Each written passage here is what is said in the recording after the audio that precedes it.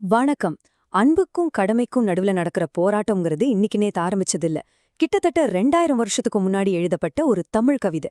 அதுவும் ஒரு பொண்ணு தனக்கான வாழ்க்கையை தேர்ந்தெடுக்கும்போது பெத்தவங்களோட அன்பு எவ்வளவு பெரிய ஒரு சோதனைக்குள்ளாகும்னு ரொம்ப அழகா சொல்லுது. வாங்க, அந்த கவிதையில இருக்கிற ஆழமான விஷயங்கள பத்தி பார்க்கலாம். இந்த கேள்விதான் நம்ம பார்க்க போற கவிதையோட மையமே.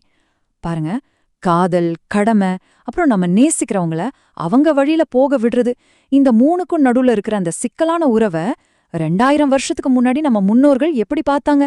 வாங்க, அந்த பழைய ஞானத்துல நமக்கான பதில்கள் ஏதாவது கிடைக்குதான்னு தேடி பார்ப்போம். சரி, இந்த கவிதைய சரியா புரிஞ்சுக்கணும்னா நம்ம முதல்ல அது எழுதப்பட்ட காலத்துக்கு போகணும். வாங்க, சங்க காலத்துக்கு ஒரு சின்ன பயணம் போயிட்டு வரலாம். இங்க பாருங்க, நாம ஏதோ 100, 200 வருஷம் முன்னாடி இருந்த காலத்தை பத்தி பேசல. கிட்டத்தட்ட 2000 வருஷத்துக்கு முன்னாடி தென்னிந்தியாவுல மிகச் சிறந்த இலக்கியங்கள் உருவாக்கப்பட்ட ஒரு பொற்காலம். அதுதான் சங்க காலம். சங்ககால கவிஞர்கள் வாழ்க்கைய 2 விதமா பிரிச்சு பார்த்தாங்க. ஒன்னு அகம், அதாவது நம்மளோட உள் உலகம், காதல், குடும்பம், உணர்ச்சிகள் இதெல்லாம். இன்னொன்னு புறம், அதாவது வெளி உலகம், போர், வீரம், சமூகம் பத்தி பேசுறது. நாம இன்னைக்கு பார்க்க போற கவிதை முழுக்க முழுக்க அந்த அகம் சார்ந்த ஒரு கவிதை. இந்த கவிதையோட ஆன்மாவே இந்த பாலை நிலம்தான். இது சும்மா ஒரு வெயில் அடிக்கிற மணல் நிறைஞ்ச இடம் கிடையாது. காதலர்கள் பிரியும்போது ஒருத்தரோட மனசு எப்படி வறண்டு வெடிச்சு போகுமோ அதுக்கு ஒரு பவர்ஃபுல்லான உருவகம்தான் இந்த பாலை. பிரிவோட வலிய அப்படியே நம்ம கண்ணு முன்னாடி கொண்டு வந்து நிறுத்துது. இப்போ வாங்க, கவிதையோட கதைக்குள்ள போகலாம். ஒரு பொண்ணு அவ விரும்பின காதலனோட வீட்டை விட்டு போயிடுறா. அவள தேடி போற ஒரு வளர்ப்புத் தாயோட மனப்போராட்டம் தான் இந்த கவிதையோட மையம். கவிதை இங்கிருந்து தான் ஆரம்பிக்குது. அந்த தாயோட தவிப்பு, அவளோட தேடல், அந்த நெஞ்ச உருக்குற துயரம், இதெல்லாமே நம்மால உணர முடியுது. அவளை பொறுத்த வரைக்கும் அவ பொண்ணு பிரிஞ்சு போனது அவளோட உலகத்தையே ஒரு பாலைவனமா மாத்திடுச்சு. அப்படி தேடி போகும்போது வழியில சில துறவிகளை பாக்குறாங்க அந்த தாய். அவங்க கிட்ட இந்த கேள்வியை கேக்குறாங்க. அவங்க குரல்ல இருக்கிற வலியையும் குழப்பத்தையும் நல்லா கவனிக்கணும். அவங்களுக்குள்ள மட்டும் தெரிஞ்ச ஒரு காதல் அப்படின்னு சொல்றாங்க. அதாவது அந்த காதல அந்த அம்மாவால புரிஞ்சுக்கவே முடியல. ஆனா அந்த துறவிகள் என்ன பண்றாங்க தெரியுமா? அவங்க கேட்ட கேள்விக்கு நேரடியா பதில் சொல்லல. அதுக்கு பதிலா காதல், வாழ்க்கை நோக்கம், குடும்பம், இது எல்லாத்த பத்தியும் அந்த தாயோட பார்வைய மாத்திர மாதிரி 3 பவர்ஃபுல்லான ஓமைகளை சொல்றாங்க. முதல்ல அவங்க சொல்றது சந்தன மரத்தை பத்தி. சந்தனம் மலையில தான் வளருது. ஆனா அதோட வாசனைய அந்த மலையால அனுபவிக்க முடியாது. அதோட பயன் மத்தவங்களுக்கு தான். அதே மாதிரிதான் ஒரு மகளோட உண்மையான நோக்கம் அவ பிறந்த வீட்டை தாண்டி அவ புதுசா உருவாக்குற வாழ்க்கையில தான் முழுமையடையும்னு சொல்றாங்க. 2வது உவமை முத்து. அது கடல்ல தான் உருவாகுது. ஆனா கடல் அதை தனக்காக போட்டுக்க முடியாது. அதோட அழகு மத்தவங்கள அலங்கரிக்கிறதுல தான் இருக்கு. இது மூலமா ஒரு மகளோட மதிப்பு, அவளோட புதிய குடும்பத்தை எப்படி பிரகாசமாக்கணும்னு ரொம்ப அழகா சொல்றாங்க. 3வதா ரொம்ப ஆழமான ஒரு உவமைய சொல்றாங்க. யாழோட இசை. யாழ் இசைய உருவாக்கும். ஆனா அதால தன்னோட இசைய தானே கேட்க முடியாது. அத கேட்கறதுக்கு ஒரு ஆள் இருந்தாதான் அந்த இசைக்கே ஒரு அர்த்தம்.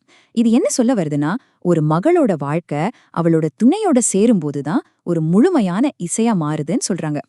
சரி, இவ்ளோ பெரிய உண்மைகளை இவ்ளோ அழகா சொல்றாங்களே, யார் இந்த துறவிகள்? அவங்களுக்கு இந்த ஞானமெல்லாம் எப்படி வந்தது? வாங்க, அவங்களோட அடையாள சின்னங்களை பத்தி பாப்போம்.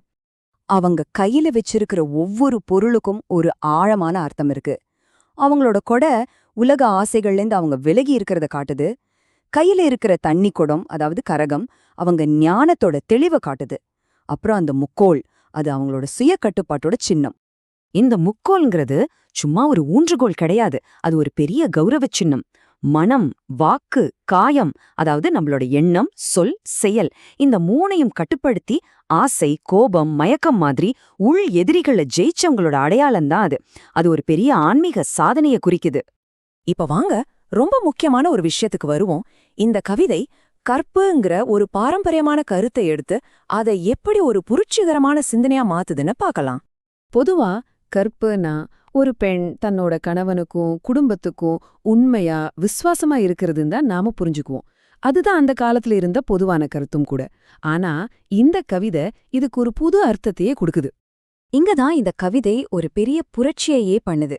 அந்த துறவிகள் ஒரு புது கருத்து சொல்றாங்க. இறந்த கற்பு அப்படின்னா என்ன?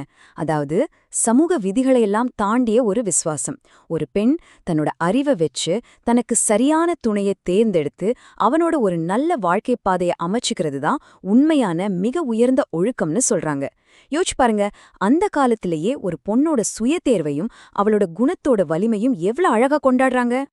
இப்ப நாம இந்த விளக்கத்தோட முடிவுக்கு வரோம்.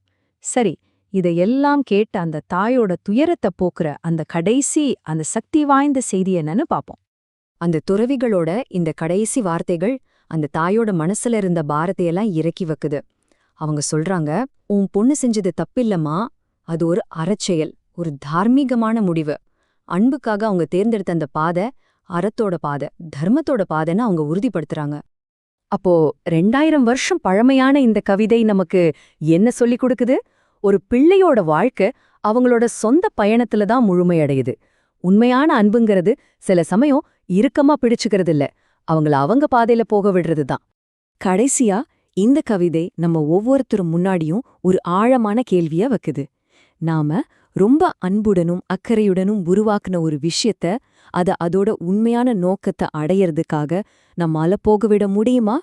உங்க வாழ்க்கையில நீங்க எதை ரொம்ப இறுக்கமா பிடிச்சுக்கிட்டு இருக்கீங்க? எதை அதோட சொந்த பாதையில போக அனுமதிக்கணும்னு நினைக்கிறீங்க?